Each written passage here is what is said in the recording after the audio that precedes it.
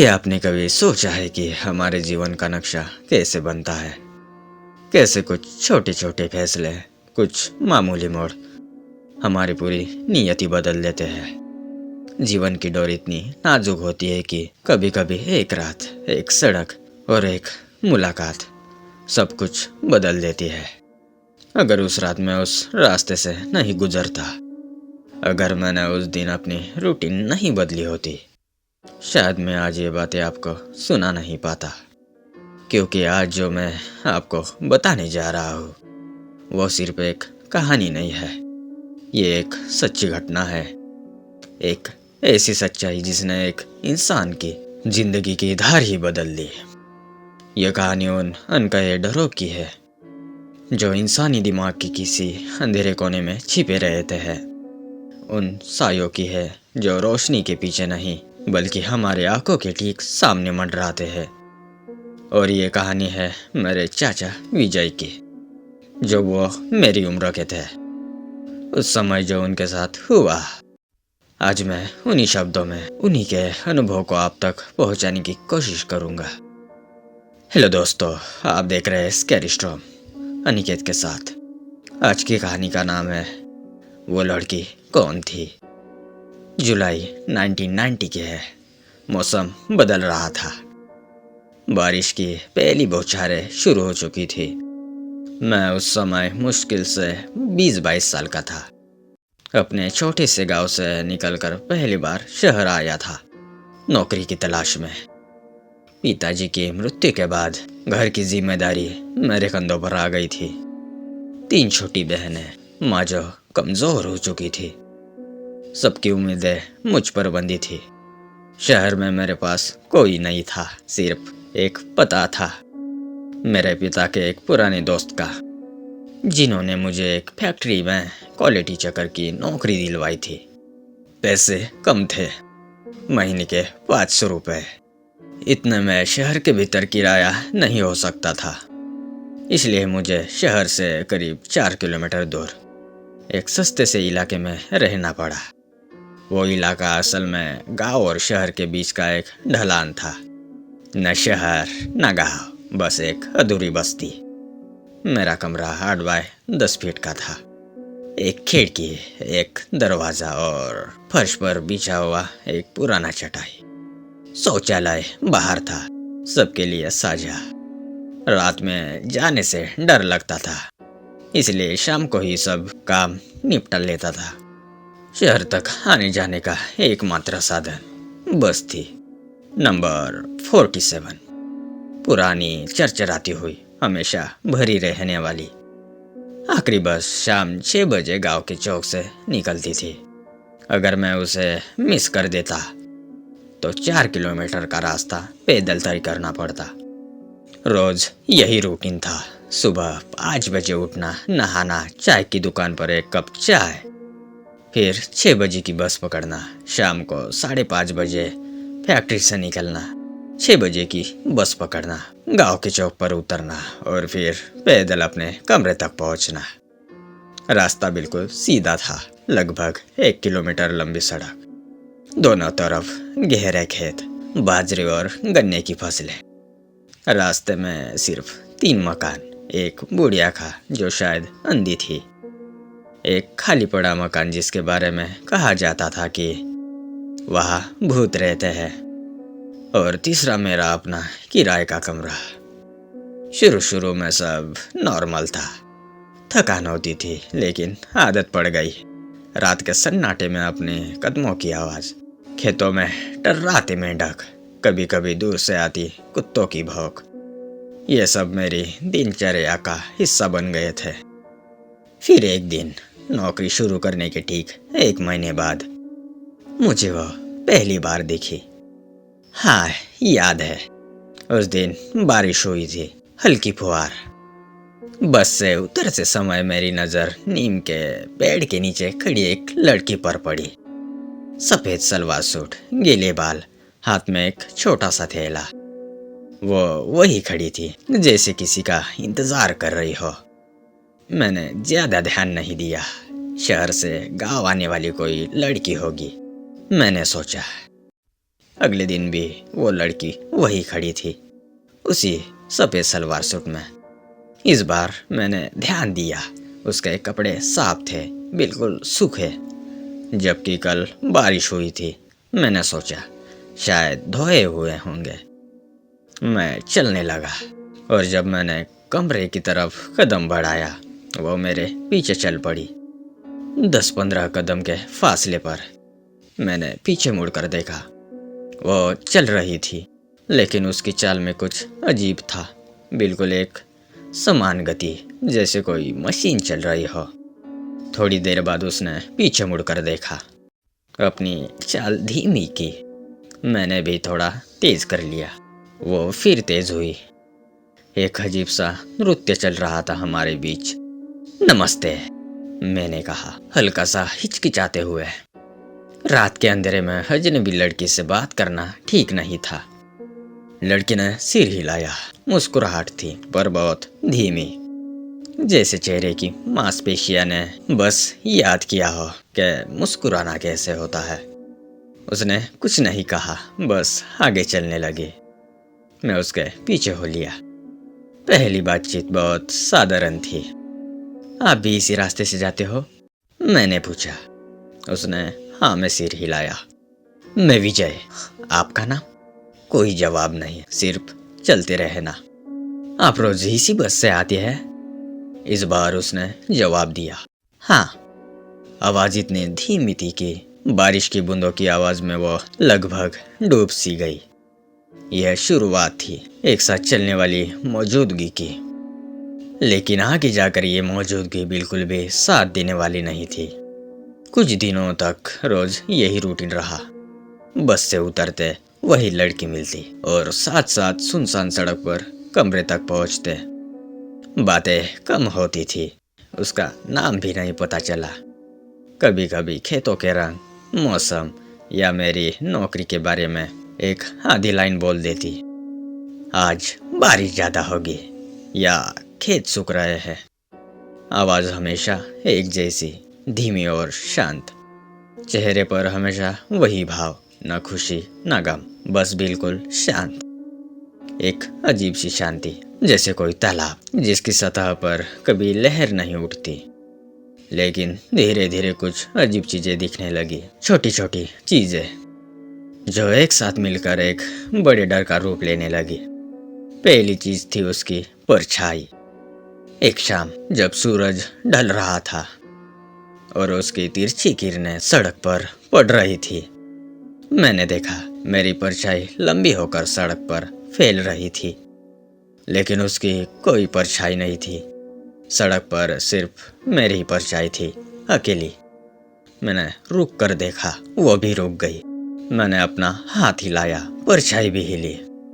उसने अपना हाथ हिलाया, कुछ नहीं। सड़क उसकी ओर से बिल्कुल साफ थी।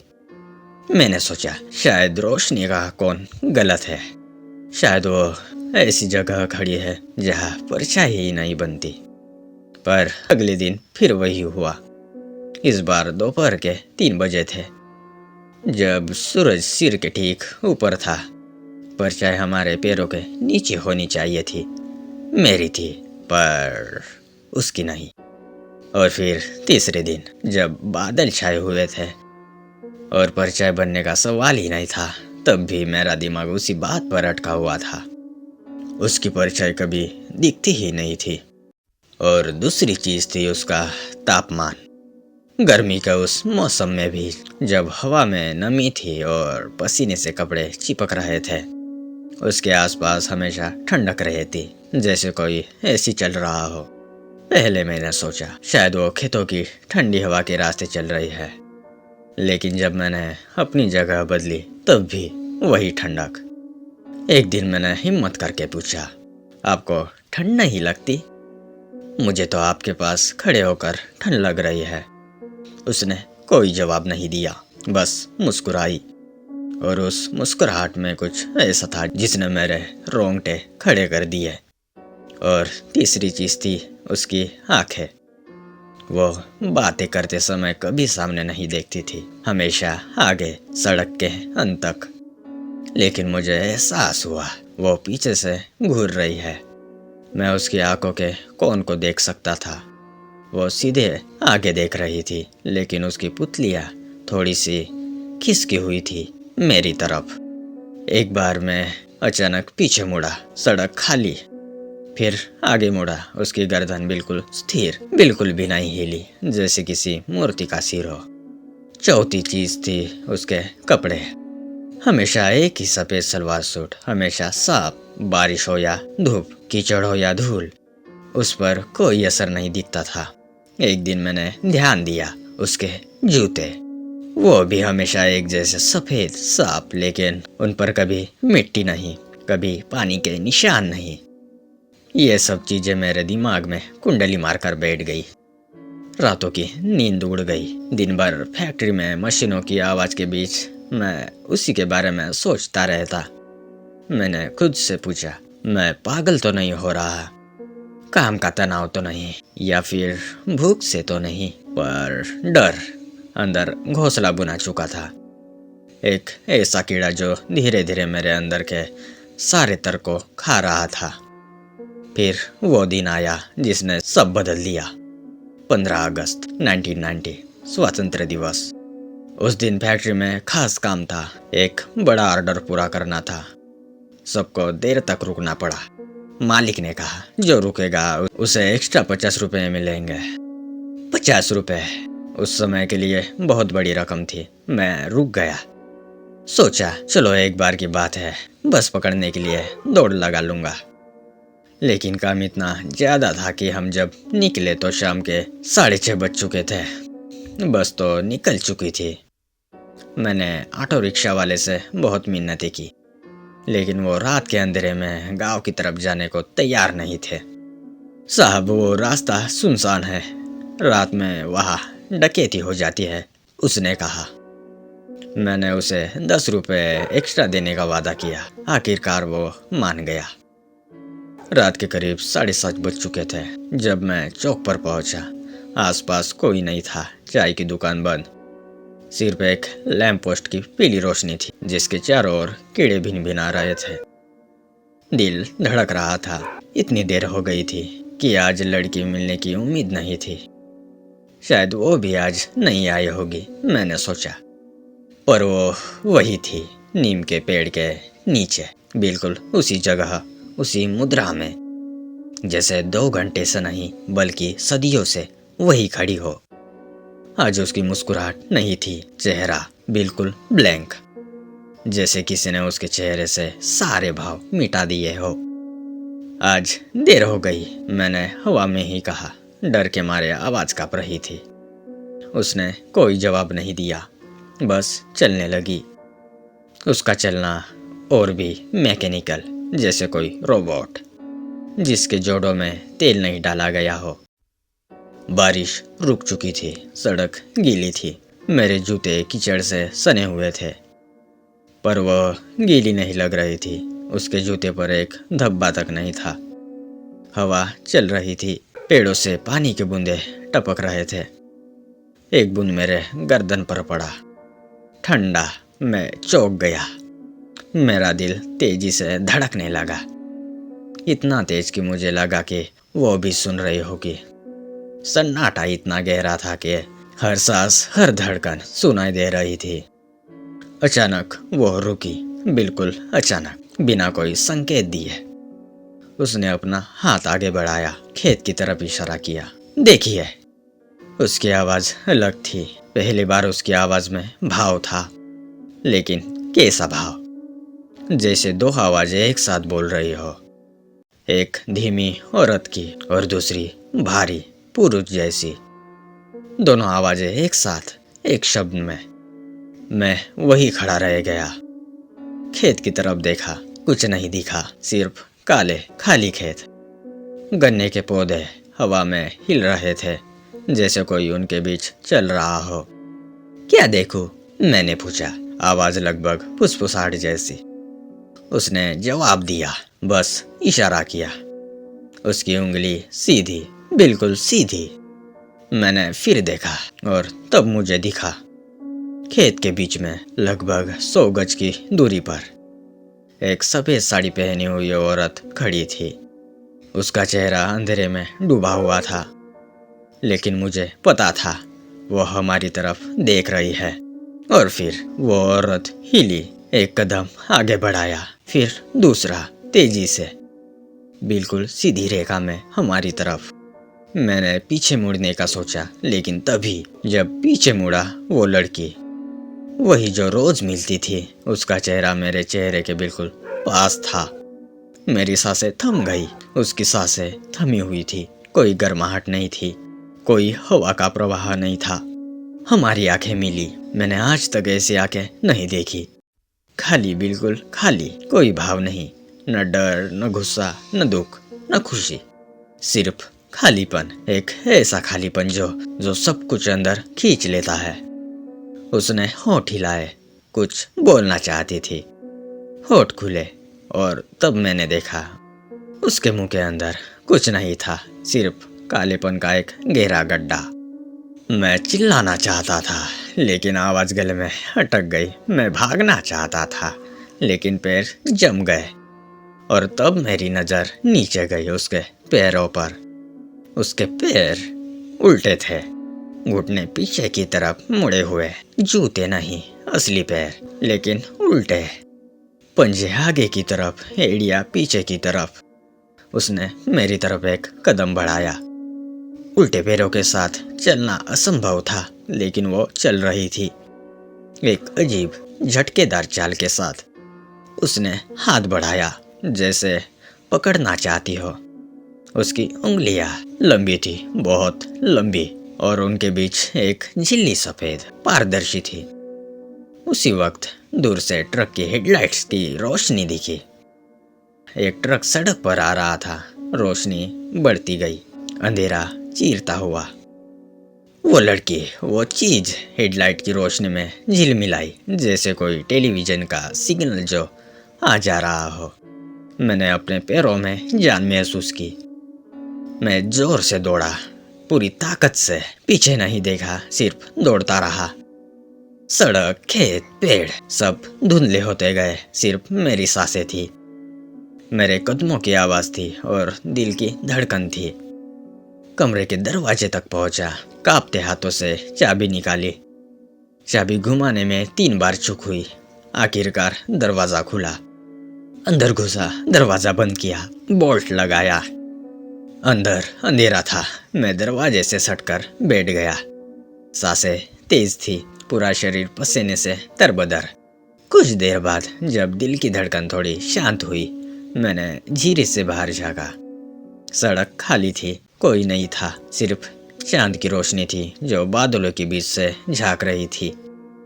शायद बच गया, मैंने सोचा। शायद वो चली गई। और फिर दरवाजे पर दस्तक हुई। मैं सांस रोके सुनता रहा। शायद कोई और है, मैंने सोचा, शायद पड़ोसी। लेकिन फिर आवाज आई दरवाजे के दूसरी तरफ से, बिल्कुल स्पष्ट, जैसे कोई दरवाजे से सटकर बोल रहा हो। विजय, दरवाजा खोलो, भूल गए क्या? मैं अंदर हूँ। मेरा खून जम गया। आवाज उसी की थी, लेकिन अंदर? वो अंदर कैसी हो सकती है? मैंने तो दरवाजा बंद किया था। मैंने धीरे धीरे मुड़कर देखा। कमरे में अंधेरा था, चांद की रोशनी खिड़की से आ रही थी, और उस रोशनी में मेरी चारपाई पर कोई बैठा हुआ था। सफेद सलवार सूट, सिर नीचे झुका हुआ। तुम्हें दिखाई नहीं देता? आवाज फिर आई, इस बार चारपाई वाली जगह से। मैं तो हमेशा से यहाँ हूँ, तुम्हारे साथ, तुम्हारे कमरे में और तुम्हारे सपनों में। मैंने चीख निकालने की कोशिश की, लेकिन आवाज फिर गले में अटक गई। एक तरह का लकवा मार गया था मुझे। वो उठी चारपाई से, उल्टे पैरों के साथ खड़ी हुई और मेरी तरफ बढ़ने लगी। तभी मुझे याद आया, खिड़की। मैं खिड़की की तरफ लुढ़क गया। खिड़की खोली, बाहर कूदा। गिरते समय ढकना मुड़ गया। डर से चीख निकली, लेकिन मैं रुका नहीं, लंगड़ाते हुए भागा। पड़ोस के खेत में घुस गया, गन्ने के पौधों के बीच छुप गया। पूरी रात वही छुपा रहा, डर के मारे कांपता रहा। हर पत्ते की सरसराहट पर लगता कि वो आ गई। हर हवा के झोंके पर लगता कि उसकी सांस है। सुबह हुई, पहली किरण निकली। मैं खेत से निकला, वापस कमरे की तरफ देखा। दरवाजा खुला हुआ था, अंदर कोई नहीं था। मैंने सामान नहीं उठाया, सीधे बस स्टॉप पर गया। शहर पहुंचा, फैक्ट्री में गया, इस्तीफा दे दिया। मालिक ने पूछा क्या हुआ, लेकिन मैं कुछ बोल नहीं पाया। उसी दिन शाम की बस पकड़कर अपने गांव लौट आया। मैं बच गया, कैसे खुद नहीं जानता। शायद उस ट्रक की हेडलाइट ने उसे रोक दिया था, शायद सुबह की पहली किरण ने, या शायद किसी और चीज ने। आज 40 साल बीत गए हैं। मैं विजय अब 22 साल का नहीं, 62 साल का हूँ। बच्चे हैं, पोते हैं, एक शांत जीवन जी रहा हूँ। लेकिन आज भी 40 साल बाद वो रात याद आती है। वो आंखें, वो उल्टे पैर, वो आवाज। कभी कभी गीली शामों में जब बारिश हो रही होती है और हवा में नमी होती है, लगता है कि मैकेनिकल कदमों की आवाज सुन रहा हूँ, मेरे दरवाजे की ओर बढ़ रहे हैं। वो लड़की कौन थी? क्या वो मर चुकी थी और सिर्फ एक रूटीन चाहती थी? क्या वो कोई भटकती हुई आत्मा थी जो उस सड़क पर फंस गई थी, या कुछ और, कुछ ऐसा जिसका नाम हम जानते भी नहीं?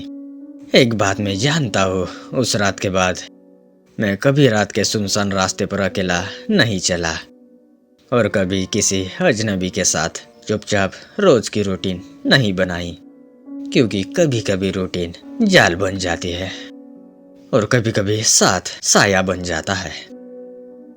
तो दोस्तों, ये थी वो कहानी जो मेरे चाचा के साथ घटी थी और उनकी रातों की नींद उड़ा दी थी। और दोस्तों, अगर आपको ये कहानी पसंद आई हो तो एक लाइक ज़रूर करें, और अगर आप ऐसे ही डरावनी और सच्ची घटनाओं पर आधारित कहानियाँ सुनना चाहते हैं तो मुझे सपोर्ट ज़रूर करें, क्योंकि मेरा चैनल अभी बहुत छोटा है और इसे बढ़ाने के लिए आपकी मदद की ज़रूरत है। तो सपोर्ट ज़रूर कीजिए। तो बस दोस्तों, आज के लिए इतना ही। मिलते हैं अगले वीडियो में इससे भी डरावनी कहानी के साथ। Good night.